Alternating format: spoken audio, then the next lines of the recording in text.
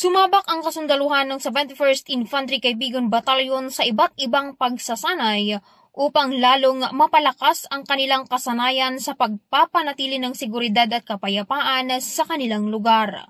Kabilang sa lumuhok ang mga company commander, platoon leader, platoon sergeant mula sa bawat line company at scout platoon ng Kaibigan Batalyon.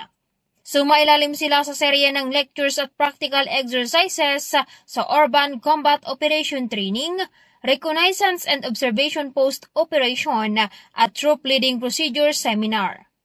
Layunin ng nasabing pagsasanay na mas lalo pang hubugin at linangin ang kaalaman ng bawat kaibigan troopers sa mga estratehiya at taktika sa pagtugon sa iba't ibang hamon.